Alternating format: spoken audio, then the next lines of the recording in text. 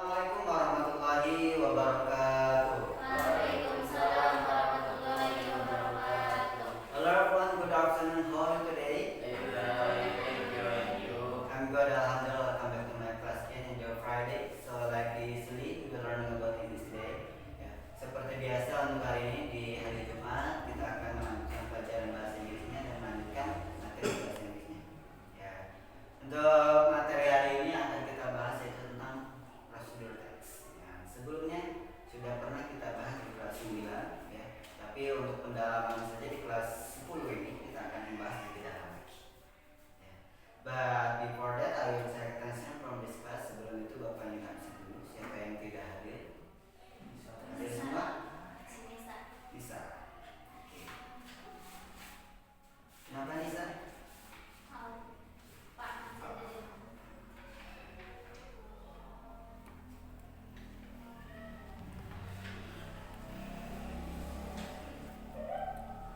Oke, sisanya hadir semua. Baik, sebelum memulai kegiatan pembelajaran hari ini, supaya tidak jenuh, kita ice breaking dulu. Ya, kita intermezzo dulu. Ya. Untuk intermezzonya mudah saja. Ketika Bapak bilang good morning, kalian bisa tepuk tangan 2 kali. Ya. Good. Yeah. And when I say good afternoon, kalian bisa tepuk tangan 1 kali. Ketika Bapak bilang good night, berarti kalian bilang karena good night itu apa? Malam. Karena malam itu tidak boleh berisik. Oke, bisa dimulai supaya kita menyegarkan suasana. Good morning. Good afternoon. Good night. Good afternoon. Afternoon. Good morning. Good night. Good night. Good afternoon. Morning. Afternoon. Night. Night. Morning. Afternoon. Night. Morning. Night. Oke, tepuk tangan dulu. Ya, supaya membuat kalian fokus ya, supaya fokus kalian memulai pelajaran hari ini. Oke, sebelum kita mulai juga, ada yang sudah tahu apa yang dimaksudnya prosedur teks?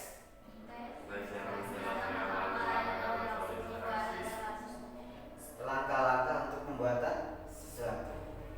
Prosedur teks.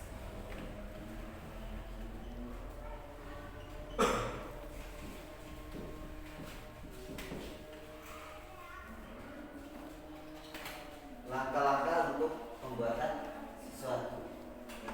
Teks yang menjelaskan pembuatan sesuatu.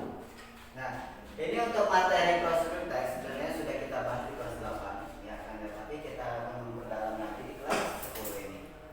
Ya.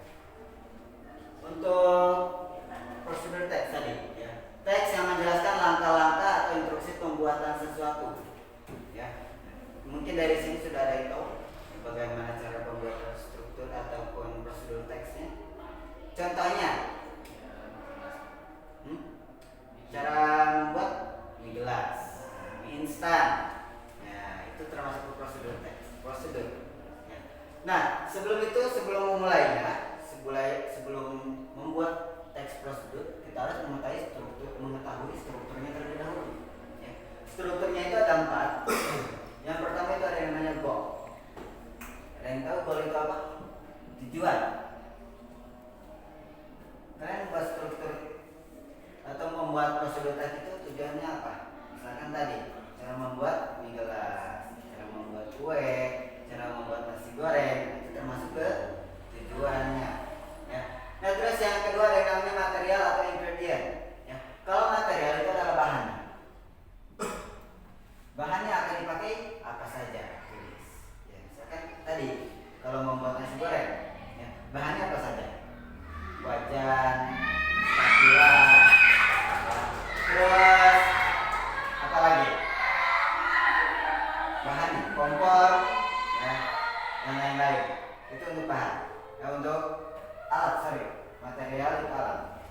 Kalau bahannya sudah tentu apa saja? Bawang, kecap, tentunya cabai, nasi juga kan, judulnya nasi goreng. Nasi dan bumbu-bumbu yang lain. Nah, masuk lagi ke step. Step itu langkah-langkah.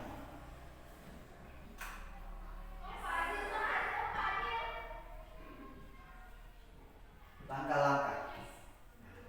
Cara membuat nasi goreng langkah pertama apa saja? Tulis. Misalkan biasanya apa kalau nasi goreng? Langkah pertama apa aja? Siapkan wajan.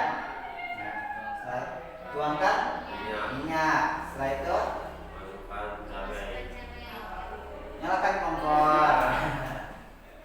Nyalakan dulu kompornya. Setelah kompornya dinyalakan, tunggu sampai panas, panas. Setelah itu baru. masukkan cabai, Tapi sebelum memasukkan cabenya, kita harus mengiris bumbunya dulu, membuat bumbunya dulu. Baru setelah itu masukkan ke dalam wajan. Nah, setelah si bumbunya dimasukkan ke wajan, baru nasinya dimasukkan ke wajan dan lalu digoreng, diaduk sampai merata. Nah, itu kan ada langkah-langkahnya, ya step by step. Instruksi. Biasanya untuk prosedur teks itu menggunakan imperatif sentence. Kalimat perintah. Contohnya, masukkanlah, tunggulah. Nah, pokoknya kalimat perintah.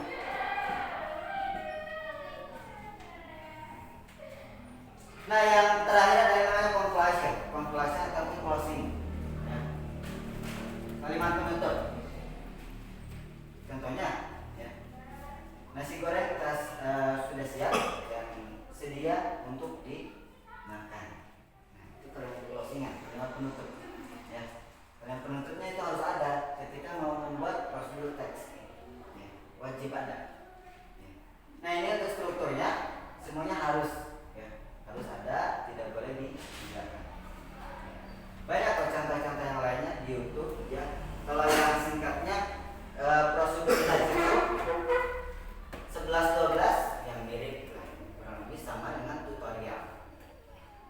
Hanya saja tutorial itu menggunakan bahasa yang lebih modern saja.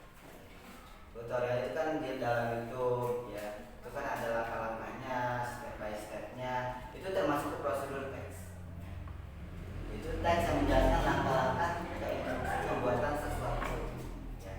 Bisa juga bukan hanya pembuatan sesuatu, ya, ataupun cara penggunaan bisa, ya.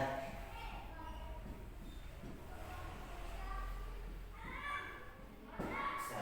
Bagaimana cara penggunaan mesin cuci bisa, ya. Bukannya adalah tujuannya untuk memberikan penjelasan, memberikan langkah-langkah cara penggunaan, cara pembuatan itu sama saja prosedur teks.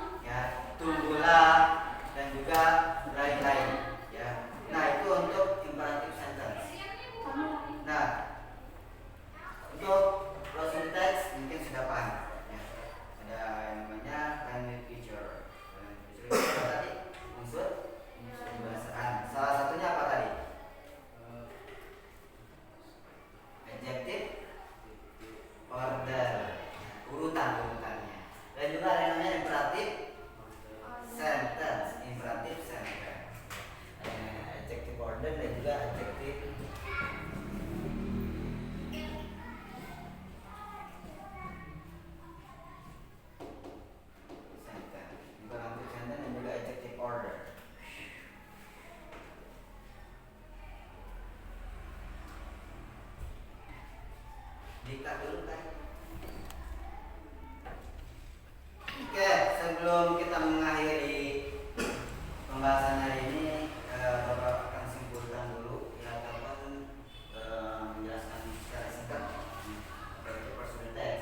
Jadi prosedur teks adalah teks yang menjelaskan langkah-langkah ya, ataupun instruksi pembuatan sesuatu ya. Strukturnya itu ada 4. Yang pertama ada yang namanya goal, ada material, ingredient, step, dan juga conclusion ya. Tentunya ada yang namanya dynamic picture ataupun unsur kebahasaan ya. Unsur kebahasaan itu ada salah duanya itu ada imperatif sentence dan juga objective order. Kalau imperatif sentence itu adalah kalimat perintah. Kalau adjective order adalah urutan. Contohnya kayak first, second, then, dan lain-lain. Gitu, ya. Oke, sebelum kita tutup, Bapak ingin bertanya ya, perihal pemahaman kalian sudah sampai mana perihal yang sudah Bapak jelaskan. Yang dimaksud dengan kalian boleh angkat tangannya dan menjawab. Oke. Apa yang dimaksud dengan prosedur teks? Budi? Teks yang menjelaskan langkah atau instruksi pembuatan sesuatu. Teks menjelaskan langkah-langkah pembuatan sesuatu. Oke, good. Oke, untuk strukturnya ada berapa? Ada 8 Pak. Sebutkan. Goal, material, step, Conclusion. atau Yang dimaksud dengan goal apa? tujuan, Tujuan. Material, alat, ingredient. bahan, Kalau step apa? langkah-langkah, Kalau conclusion, closing atau penutup. nah, ada yang namanya landing picture. Apa itu landing picture? Landing picture. Unsur kebahasaan. Unsur kebahasaan. Nah, dalam unsur kebahasaan itu ada yang namanya imperatif sentence. Apa itu imperatif sentence? Kalimat perintah. Oke, good. Terus ada lagi yang namanya adjective order. Apa itu adjective order? Urutan. Contohnya kayak